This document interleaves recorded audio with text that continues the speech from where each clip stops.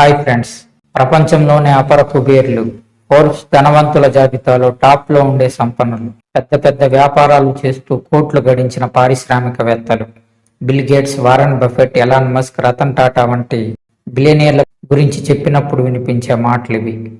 ఇప్పుడు వాళ్ళ సంపాదన కోట్లల్లోనే ఉంటుంది. కానీ వాళ్ళు ఈ స్థాయికి ఎదగడానికి ముందు తొలిసారిగా వాళ్ళు ఏ జాబ్ చేశారనే విషయం తెలుసా?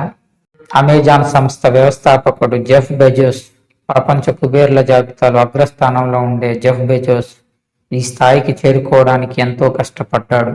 తన 16 ఏండ్ల వయసులో తొలిసారిగా మెక్డొనాల్డ్స్లో ఫ్రై కుక్కుగా పనిచేశాడు. ఒకవైపు చదువుకుంటూనే పార్ట్ టైంగా మెక్డొనాల్డ్స్లో పనిచేశాడు. అప్పుడు ఆయనకు గంటకు $2.69 వచ్చేవి. చదువు పూర్తయిన తర్వాత టెలికమ్యూనికేషన్ స్టార్టప్ ఫింటెల్ సంస్థలో తొలిసారిగా ఫుల్ టైం ఎంప్లాయీగా జాయిన్ అయ్యాడు. ఆ తర్వాత 1994లో అమెజాన్ సంస్థను ప్రారంభించాడు.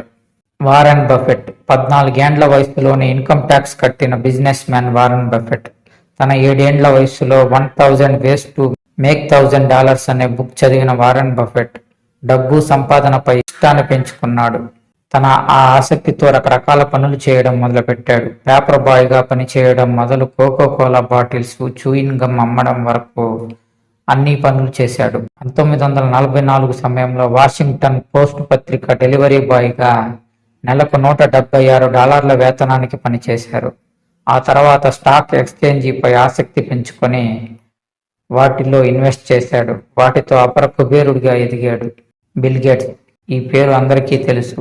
హార్వర్డ్ యూనివర్సిటీలో చదువు మధ్యలో ఆపేసిన బిల్ గేట్స్ టెక్నాలజీ రంగంపై తనకున్న ఆసక్తితో అటువైపుగా అడుగులు వేశారు. తొలిసారిగా DRW సంస్థలో కంప్యూటర్ ప్రోగ్రామర్గా పనిచేశాడు. ఆ తర్వాత తన స్కూల్ ఫ్రెండ్ పాల్ ఆలెన్తో కలిసి 1975లో మైక్రోసాఫ్ట్ సంస్థను స్థాపించాడు. టెస్లా, స్పేస్ ఎక్స్ సంస్థల అధినేత ఎలాన్ మస్క్ కూడా సొంతంగానే ఎదిగాడు. చిన్నతనం నుంచి అంతరిక్షంపై ఆసక్తి ఎక్కువగా ఉన్న ఎలాన్ మస్క్ తన 12వ ఏట స్పేస్ థీమ్డ్ వీడియో గేమ్ బ్లాస్టర్కు కోడింగ్ చేశాడు. దాన్ని PC అండ్ ఆఫీస్ టెక్నాలజీ అనే మ్యాగజైన్కు ఇచ్చాడు. ఇందుకు గాను ఎలాన్ మస్క్ $500 పారితోషికం లభించింది. ఆ తర్వాత నెట్ స్కేప్ సంస్థలో ఉద్యోగం కోసం ప్రయత్నించాడు. అందులో జాబ్ కోసం ఎంత ప్రయత్నించినా వాళ్ళ నుంచి ఎలాంటి స్పందన రాలేదు. దీంతో కింబల్ గ్రేగ్ కౌరీతో కలిసి 1995లో జిప్2 అనే సాఫ్ట్వేర్ కంపెనీని స్థాపించాడు. అప్పటి నుంచి అంచెలంచెలుగా ఎదుగుతూ ఎక్స్కామ్, పేపాల్, స్పేస్ ఎక్స్ సంస్థలను ప్రారంభించాడు.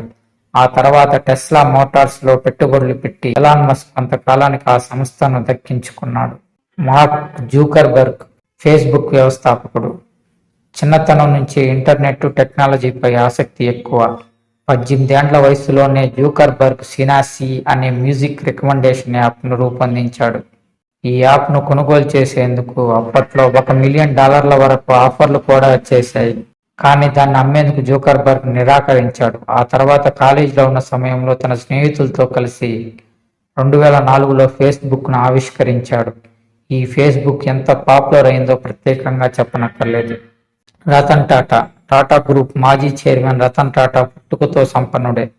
అతి పెద్ద వ్యాపార సామ్రాజ్యానికి వారసుడు. కానీ ఆ సంస్థ చైర్మన్గా బాధ్యతలు తీసుకోవడానికి ముందు కష్ట నష్టాలు తెలుసుకోవాలనుకున్నాడు. ఇందుకోసం 1961లో టాటా స్టీల్స్లో ఆపరేషన్స్ మేనేజర్గా ఉద్యోగంలో చేరాడు. 1991లో టాటా గ్రూప్ చైర్మన్గా బాధ్యతలు స్వీకరించాడు.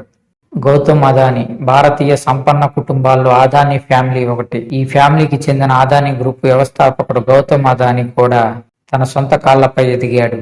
గౌతమ్ అదానీ తండ్రి ఓ వ్యాపారి. గుజరాత్లోని అహ్మదాబాద్లో ఆయనకు టెక్స్టైల్ కంపెనీ ఉన్నప్పటికీ దానిపై ఆధారపడలేదు.